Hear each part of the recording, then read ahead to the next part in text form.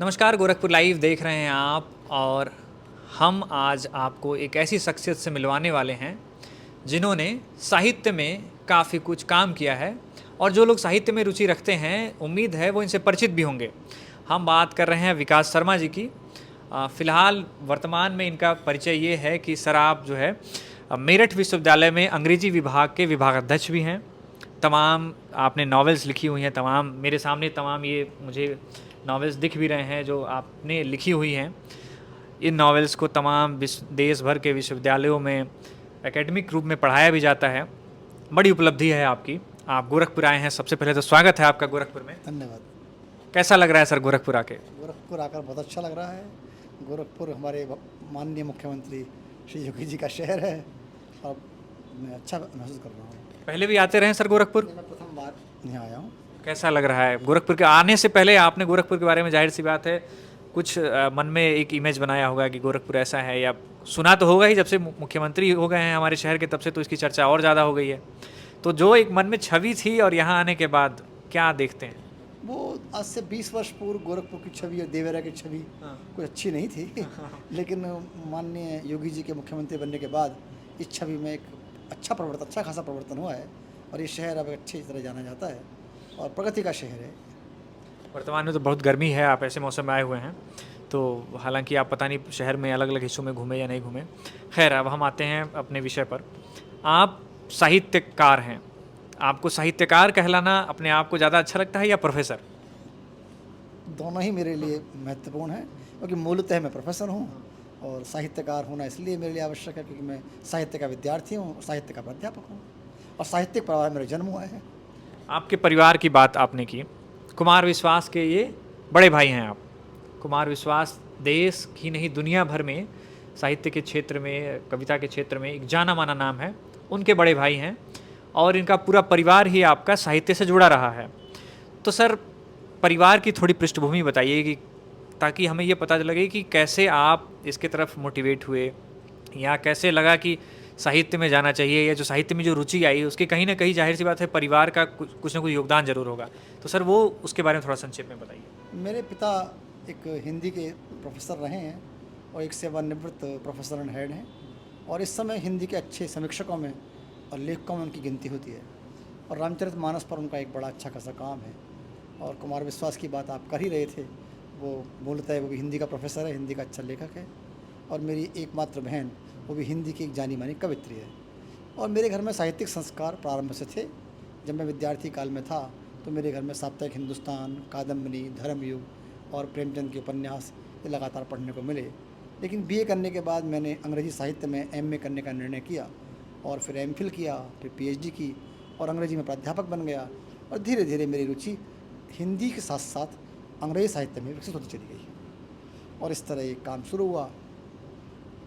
आज यहाँ तक पहुँचा है। मेरे सामने कुछ किताबें दिख रही हैं, जैसे ये मीडिया रेवोल्यूशन 2030। इसके बारे में मैं आपका इंटरव्यू करने से पहले थोड़ा सा पढ़ रहा था, तो मुझे ये समझ में आया कि मीडिया पर जो इस समय आरोप तमाम लगते हैं कि मीडिया जो है, एक धड़ा है जो कहता है कि मीडिया जो है वो बिक गया है, एक धड़ा है जो कहता है कि नहीं, मीडिया जो है अब ईमानदारी से काम कर रहा है, पहले नहीं करता था। उसके बीच की ये किताब है, शिक्षा पर भी फोकस करती है, विश्वविद्यालयों में किस तरह से पत्रकारिता की पढ़ाई है, क्या है, उस पर भी तमाम बात करेंगे। और थोड़ा विस्तार से बताइए कि इसमें क्या है और इसको लिखने के पीछे आपका क्या मकसद था? एक बात मैं आपके इस साक्षात्कार में कहना चाहता हूँ जो मैंने आज तक कभी नहीं कही। मैं बीए में पार्ट टाइम पत्रकारिता का काम करता था और मैं दैनिक प्रभात, एक अखबार छपता है मेरठ से, उसके लिए काम करता था और मेरा मन था कि मैं पत्रकार बनूं। लेकिन मेरे पिताश्री ने, मेरे प्रोफेसर पिता ने मुझे पत्रकार नहीं बनने दिया और मुझे इंग्लिश में एमए करने मेरठ विश्वविद्यालय भेजा और मैं प्रोफेसर बन गया। मैंने पत्रकारों को बहुत पास से देखा है और इस उपन्यास में मीडिया रेवोल्यूशन 2030 में मैंने विश्वविद्यालयों की कार्यप्रणाली पर व्यंग्य किया है। किस तरह विश्वविद्यालय भ्रष्टाचार के अड्डे बनते जा रहे हैं और कुलपति आर्थिक अनियमितताओं में फंसते जा रहे हैं। तमाम जिक्र भी है इसमें। तमाम जिक्र है और छात्र राजनीति, शिक्षक राजनीति और कुलपतियों की आर्थिक अनियमितता इस उपन्यास का मुख्य बिंदु रहा है। सामान्यतः कुलपति कैसे बनते हैं ये बात एक सामान्य समाज में प्रचलन में है, लोग कहने से बचते हैं। लेकिन मैंने बताया है कि मीडिया का क्या रोल है विश्वविद्यालयों में और कुलपतियों की कार्यशैली किस प्रकार की है और किस प्रकार छात्र राजनीति विश्वविद्यालय में होती है। इस उपन्यास का जो कथानक है वो उत्तर प्रदेश के एक बुलंदशहर जनपद से प्रारंभ होता है और उसमें एक गांव का लड़का, मेरा मुख्य किरदार कांत योगी, वो लखनऊ विश्वविद्यालय में एमए अंग्रेजी करने पहुंचता है और वहाँ उज्ज्वला नाम की उसकी क्लासमेट जो अंग्रेजी में एमए कर रही है, उन दोनों का प्रेम संबंध स्थापित होता है। फिर विश्वविद्यालयों के अंग्रेजी विभाग में, लखनऊ विश्वविद्यालय के अंग्रेजी विभाग के प्रोफेसर्स उन दोनों की नियुक्ति कर देते हैं, वो टीचर बन जाते हैं, कांत योगी कुलपति बन जाता है और कुलपति बनने के बाद जब वो देखता है कि क्या व्यवस्थाएँ हैं, ये मैंने कहने का प्रयास किया है। विश्वविद्यालयों में जो अनियमितताएं हैं उस पर बात करती है ये किताब। आपको एक थोड़ा सा लीक से हट के सवाल है, आपको क्या लगता है कि जो नई एजुकेशन पॉलिसी है, जो नए बदलाव हो रहे हैं, बदलाव जो हो रहे हैं वो खासतौर पर न्यू एजुकेशन पॉलिसी को ध्यान में रख के ही हो रहे हैं, उससे जो अनियमितताएं रही हैं, क्या उस पर आपको लगता है कोई प्रभाव पड़ेगा या अब कुछ बदलाव हो रहे हैं? क्योंकि पहले ये भी माना जाता था कि, इसमें एक सवाल मैं अलग से जोड़ रहा हूँ, कि पहले भी माना जाता था कि छात्रों के संगठन भी सक्रिय रूप से हुआ करते थे, जो अब नगण्य हो गए हैं या कहिए कि निष्क्रिय हो गए हैं। तो कहा जाता था कि पहले चेक एंड बैलेंस हुआ करता था कि अगर विश्वविद्यालय प्रशासन या कुलपति के स्तर से कुछ बहुत ज़्यादा तानाशाही हो रही है, बहुत गड़बड़ियाँ हो रही हैं, तो छात्र आंदोलन से या कहिए कि जो छात्र राजनीति से उसको बैलेंस किया जाता था। अब वो देखने को कम मिल रहा है, तो उस पर क्या कहेंगे इस पूरे परिदृश्य पर? देखिए, इस देश का दुर्भाग्य रहा है, छात्र आंदोलन 1975 के बाद, जयप्रकाश नारायण की समग्र क्रांति के बाद लगभग मृतप्राय हो गए हैं और देखा जाए तो ट्रेड यूनियंस भी कमज़ोर हो गई हैं। पहले क्या था, छात्र संघ के नेता पढ़े लिखे आते होते थे। 75 में आप याद कीजिए कि जब इंदिरा गांधी तानाशाह हो गई थी तो जयप्रकाश नारायण के नेतृत्व में गुजरात, बिहार और यूपी के छात्र सड़कों पर आ गए थे और 77 में सिंहासन खाली द्वारा सिंहासन खाली को जनता आती है और दिनकर ने बड़ा प्रसिद्ध पंक्ति पढ़ी थी जयप्रकाश नारायण के लिए कि सेनानी करो प्रयाण, ये भावी इतिहास तुम्हारा है, ये अखत कमा के बुझते हैं, सारा आकाश तुम्हारा है। लेकिन अब छात्र राजनीति कमज़ोर हुई है।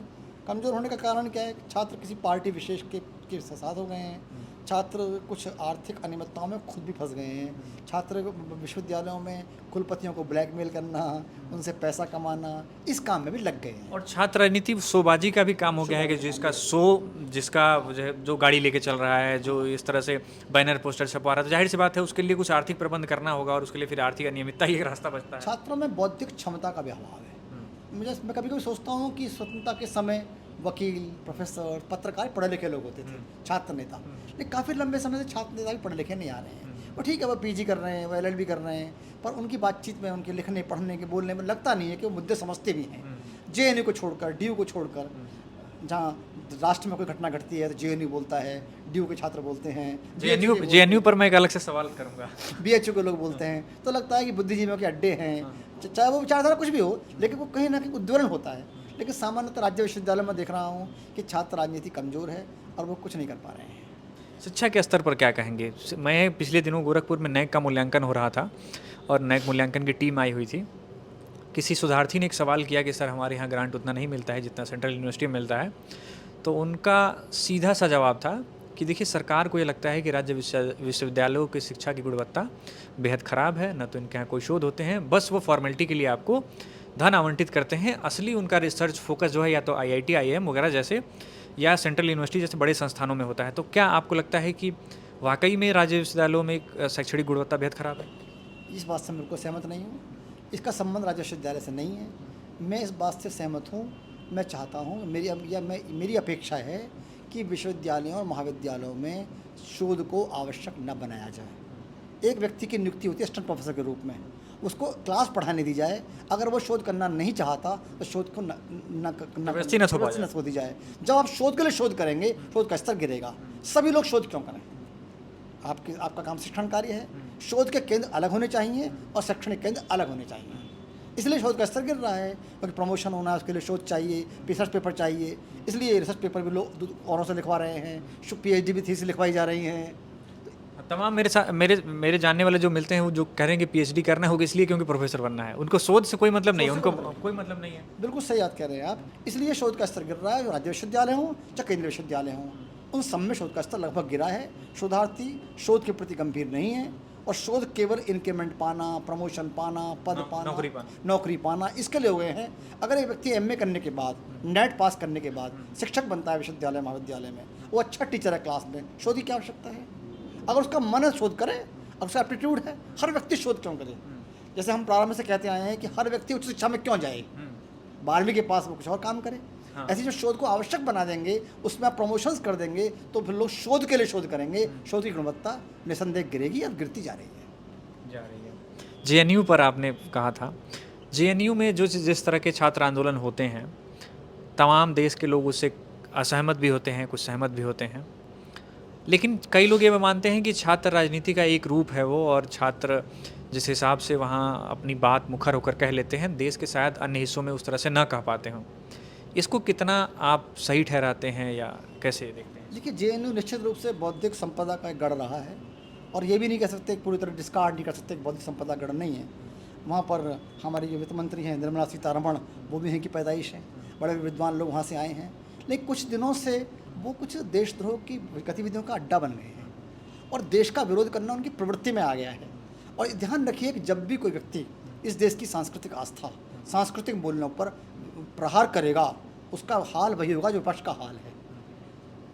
और हमारे मार्क्सवादी कम्युनिस्ट भाइयों ने जो बहुत बड़ी गलती की है, मुझे लगता है कि वो इस देश की नब्ज को अभी भी नहीं पकड़ पाए हैं, ये देश क्या चाहता है। तो वहाँ कुछ ऐसे तत्व प्रवेश कर गए हैं जो उस विश्वविद्यालय की वास्तविक छवि को धूमिल कर रहे हैं, लेकिन हम उसकी बौद्धिक विरासत को नज़रअंदाज नहीं कर सकते। जेएनयू है, इसलिए जेएनयू की ग्रेडिंग आज भी नंबर 1 है।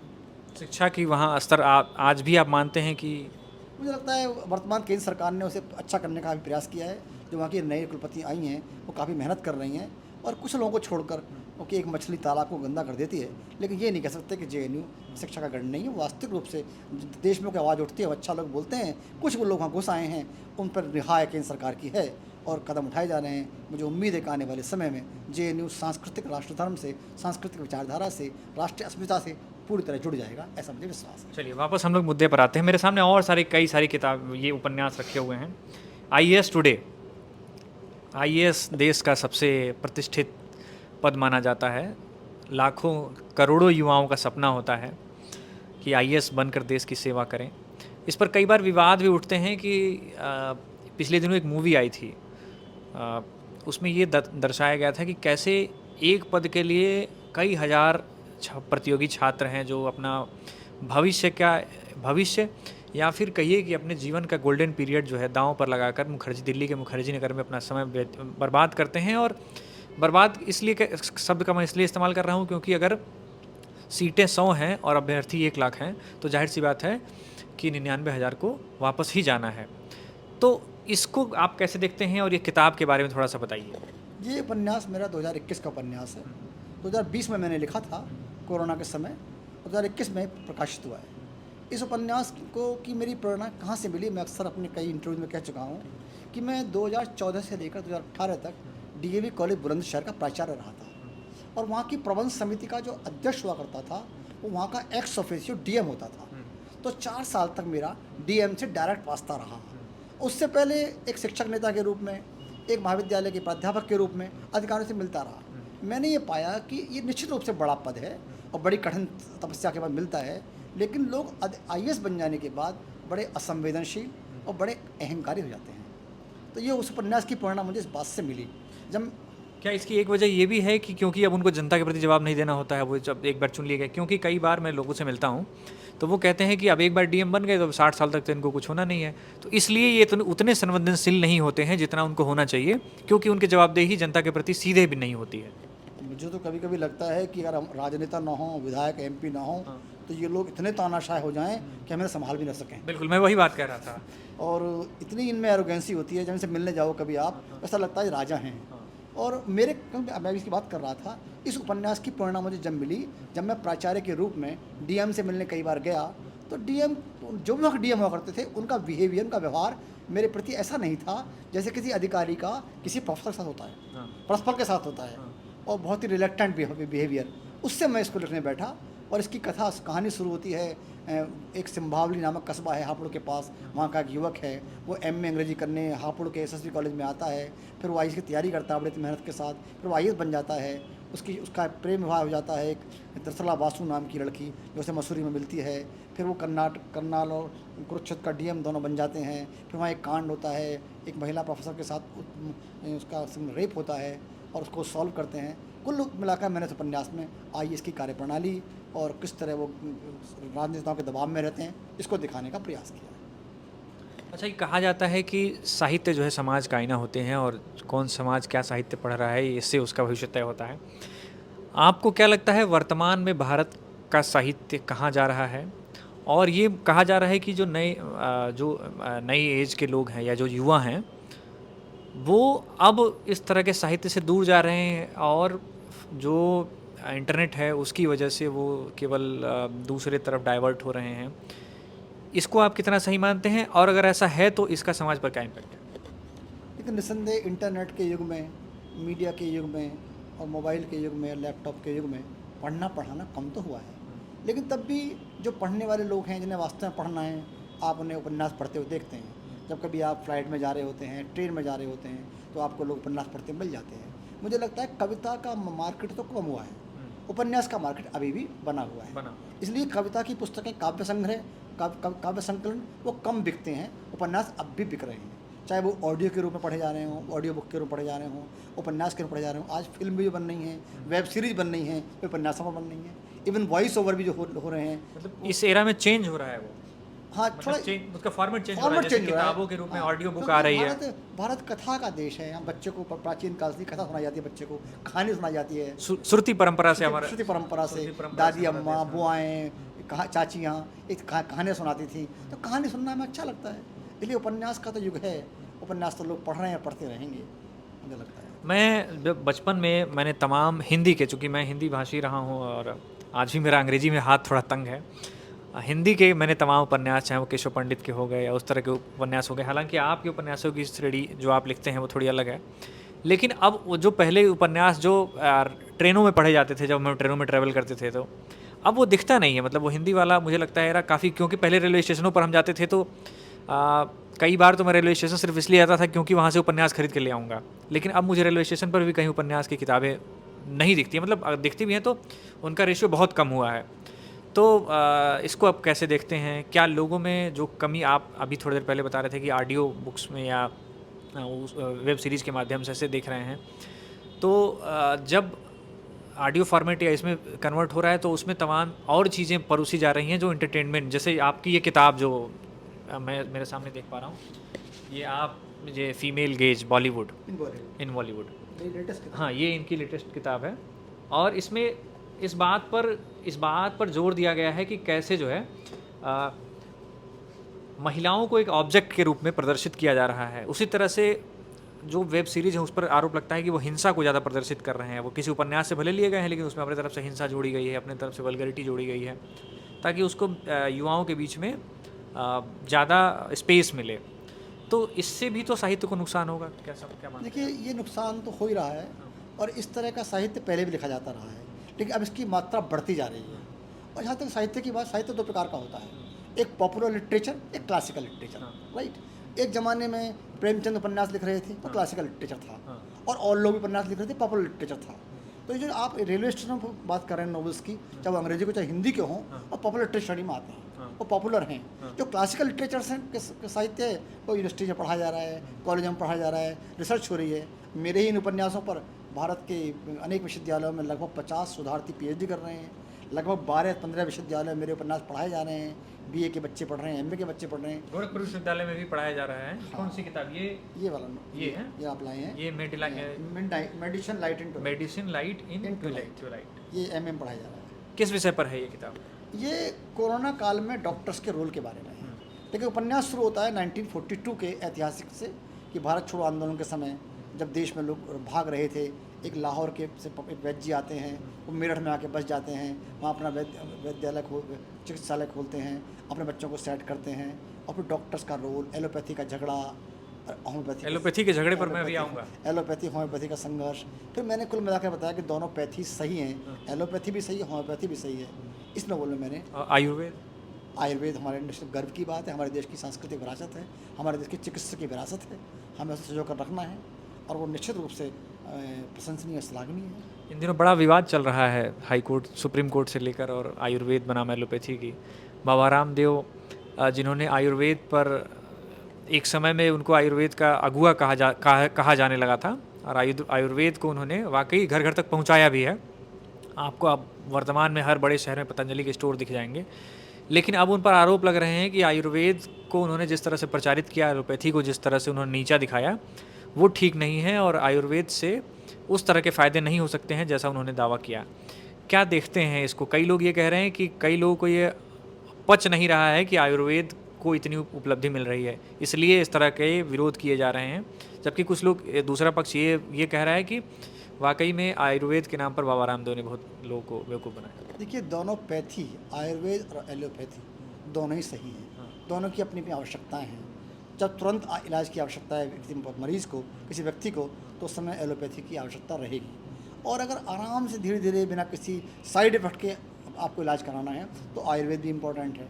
और जहाँ तक बाबा रामदेव का सवाल है, उनके पास ब्राह्मण विज्ञापन वाला जो बात चल रहा है, मुझे लगता है कि उनके साथ अन्याय हो रहा है। सुप्रीम क्षमा करें कि अति हो रही है। ऐसा विज्ञापन और लोग भी करते आए हैं, उन्हें इतना दंड नहीं दिया रहा है। माफ़ी मांगने के बाद ही बाबा उन्हें प्रताड़ित किया जा रहा है। मुझे लगता है इससे माननीय न्यायालय को बचना चाहिए था। अच्छा, साहित्य को लेकर आप गोरखपुर में आए हैं। गोरखपुर विश्वविद्यालय में कल आपका ऑथर मीट है। गोरखपुर विश्वविद्यालय या पूर्वांचल के विश्वविद्यालयों में कहा जाता है कि साहित्य पर उतना काम नहीं हो रहा है। हालांकि यहाँ का इतिहास बहुत रिच रहा है, लेकिन वर्तमान में कहा जाए तो उस तरह से साहित्य पर काम नहीं हो रहा है। देश के किन हिस्सों में ज़्यादा बेहतर काम हो रहा है और कहाँ कम हो रहा है? कई बार कंपटीशन होता है कि साउथ में ज़्यादा काम हो रहा है, यहाँ कम हो रहा है, या इसको आप कैसे देखते हैं? इस जो साउथ और नॉर्थ की जो लड़ाई चलती है, या कहा जाता है कि उधर के लोग ज़्यादा बौद्धिक होते हैं, वो आरोप लगाते हैं, ये कहते हैं हम होते हैं, क्या इसको आप कैसे देखते हैं? मैं आपकी बात से सहमत नहीं हूँ। ये फिराक नहीं, गोरखपुरी, मेरे कथन नहीं है। फिराक गोरखपुरी का शहर है। हाँ। फिराक गोरखपुरी अंग्रेजी के प्रोफेसर थे और उर्दू में रचना कार्य करते थे। और दूसरी बात यह है कि भारत में इतने साहित्यकार हैं, ज़्यादातर पूर्वांचल से हैं। आप देखिए, लेकिन वो पूर्वांचल में रह के नहीं करते ना, जैसे जैसे मतलब आरोप ये लगते हैं, जैसे गोरखपुर विश्वविद्यालय, इसका इतिहास बहुत रिच रहा है। चाहे इलाहाबाद विश्वविद्यालय को भी अगर इस ये क्षेत्र में जोड़े तो बनारस BHU में है। लेकिन कहा जा रहा है कि अब उस तरह के इस क्षेत्र में साहित्य पर काम नहीं हो रहे हैं। इस पर आप कितना? मुझे लगता है साहित्य में काम यहाँ भी काफ़ी हो रहा है, क्योंकि साहित्य का क्षेत्र अब थोड़ा दिल्ली चला गया है। हाँ, वही दिल्ली मैं में publishers हाँ हैं, वही मैं कह रहा दिल्ली था। में प्रचार के साधन हैं। अगर आप जो आदमी दिल्ली में बैठा हुआ है, किसी भी क्षेत्र का आदमी, चाहे पत्रकारिता का आदमी हो, साहित्य का आदमी हो, उसको ज़्यादा अवसर हैं। और जो लोग इंटीरियर में बैठे हुए, दूर बैठे हुए हैं, उन्हें उतने अच्छे अवसर नहीं हैं। उदाहरण के लिए मैं मेरठ का रहने वाला हूँ, मेरठ में नौकरी करता हूँ, दिल्ली पास है, तो उसको पब्लिशर दिल्ली के मिल जाते हैं। और एक आदमी गोरखपुर बैठा है, देवरिया बैठा, उसे नहीं मिल पाते। इतना ही अंतर है। बाकी साहित्य के संस्कार सभी में हैं, उसमें जगह का कोई महत्वपूर्ण स्थान। संसाधन मतलब रोड़ा बन रहे हैं थोड़ा। हाँ, संसाधन रोड़ा बनने निसंदेह कि कभी कभी आप प्रतिभाशाली होते हैं लेकिन आपको अवसर नहीं मिलते। एक बड़ा उर्दू का शेर है, कुछ ऐसे फूल हैं जिन्हें मिला नहीं माहौल, महक रहे हैं मगर जंगलों में रहते हैं। हाँ, जंगल में है और अपनी खुशबू छोड़ रहे हैं, उनका काम है खुशबू छोड़ना, ये लोगों तक नहीं पहुंच रहा है। अच्छा, अब हम आखिरी तरफ बढ़ रहे हैं। युवाओं को जो लेखन में अभी शुरुआत कर रहे हैं या जो आजमाइश कर रहे हैं, उनको क्या टिप्स देना चाहेंगे? क्योंकि गोरखपुर में भी मेरे 2-3 जानने वाले हैं, लोग हैं जो इस पर काम कर रहे हैं। बड़ी स्ट्रगलिंग लाइफ है। कहा जाता है कि वैसे भी कि लेखक लोग स्ट्रगलिंग ही करते रहते हैं, कुछ ही हैं जो बुलंदी पर पहुंच पाते हैं। इसीलिए कई लोग अपना कदम पीछे खींच लेते हैं, कुछ और काम शुरू कर देते हैं। क्या कहेंगे उनको कि कुछ टिप्स दीजिए, क्या क्या करें, कैसे मैनेज करें? क्योंकि आप जहाँ पहुँचे हैं, कई जो नए लेखक हैं, जो नया लिख रहे हैं, उनका सपना होता है वहाँ तक जाना, तो कुछ उनके लिए टिप्स, कुछ उनके लिए उपाय। मेरी व्यक्तिगत मान्यता ये है कि भारत में लेखन के बल पर 10% लोग अपनी आजीविका चला पाते हैं। हाँ, मैं वही कह रहा था। बाकी 90% लोग लेखन को सेकेंडरी मानकर, पैशन मानकर करते हैं। मैं खुद का भी मेरा केस है। अगर मैं विश्वविद्यालय में प्रोफेसर ना होता, एक अच्छी हैंडसम सैलरी ना पा रहा होता, तो शायद मैं ये उपन्यासता ना मुड़ता। क्योंकि मेरे पास इसकी चिंता नहीं है कि मुझे इससे आजीविका चलानी है। ये मेरा एक पैशन है, एक इच्छा है कुछ अच्छा लिखने की। इसलिए भारत में उसके चांसेस ज़्यादा नहीं है। 10% लोग पा रहे हैं, लेकिन फिर भी संख्या धीरे धीरे बढ़ रही है। कोई सोशल मीडिया का टाइम है, यूट्यूब का टाइम है, और डिफरेंट चैनल से हम अपनी अभिव्यक्ति कर पा रहे हैं।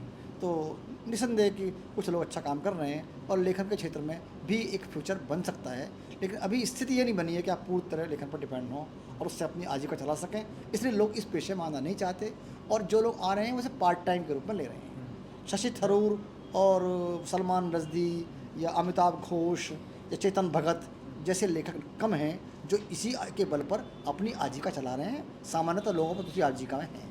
मतलब मुख्य पेशा या कहिए जीविकापार्जन का मुख्य स्रोत जो है, बहुत कम ही ऐसे लोग हैं जिनका ये लेखन होगा। दुर्भाग्य ये है कि आज से 50 साल पहले भी नहीं था और आज भी नहीं है। प्रेमचंद गरीबी में मरे, निराला के बारे में सब जानते हैं कि वो किस आर्थिक समस्याओं में जूझे, उन्हें उनकी किताबों का कभी कुछ पैसा नहीं मिला, प्रकाश का उनका शोषण किया, और वो लिखते भी हैं अपनी कविता स्वरूप स्मृति में कि प्रकाशक लोग उनकी किताबें लौटा देते थे, कविताएं लौटा देते, छापते नहीं थे संपादक लोग। तो वो स्थिति आज भी है। प्रकाशक मालदार है, प्रकाशक धनी है, लेखक आज भी गरीब है। अच्छा, एक आखिरी सवाल, साहित्य में अब जो पुरस्कार मिलते हैं, चाहे वो नेशनल लेवल पर हो, अंतर्राष्ट्रीय स्तर पर हो, पहले बड़ा आरोप लगता था कि जो दरबारी लोग हैं वो पहुंच के अपना फ़ोटो खिंचवा लिए, अपना पुरस्कार उसकार लेके घर गए। आपके हिसाब से अब परिस्थितियां क्या हैं? क्या अब थोड़ा बहुत सुधार हुआ है, पूरा सुधार हुआ है, या अभी वही परिपाटी चल रही है? मुझे क्षमा करें कटु सत्य के लिए, स्थिति वही है।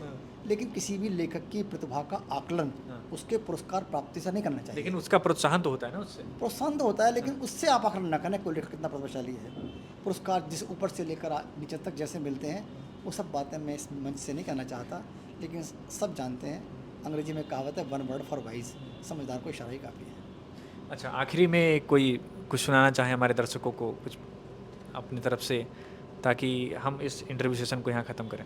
मैं क्योंकि मूलतः कविता लिखता हूँ, अगर आप कहें तो एक कविता सुना बिल्कुल सकता हूँ। बिल्कुल। ज़्यादा आपको एक, क्योंकि मेरा जो गोल है, एक छोटी सी कविता सुनाकर मैं आपके दर्शकों से, आपके श्रोताओं से विदा लूँगा। एक कविता मैंने लिखी थी।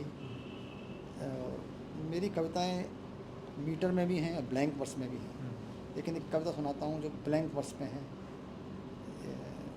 तो गोरखपुर में अभी आप, मुझे लगता है 2-3 दिन? नहीं, मैं कल शाम को मेरी फ़्लाइट है। कल मेरा एक लेक्चर है गोरखपुर विश्वविद्यालय के अंग्रेजी विभाग में, ऑथर्स मीट में।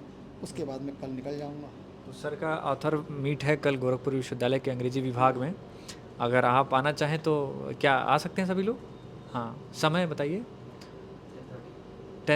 सुबह 10:30 बजे गोरखपुर विश्वविद्यालय में 6 मई को गोरखपुर विश्वविद्यालय के अंग्रेजी डिपार्टमेंट में ऑथर मीट होना है, जहाँ जो है सर रहेंगे, विकास शर्मा सर।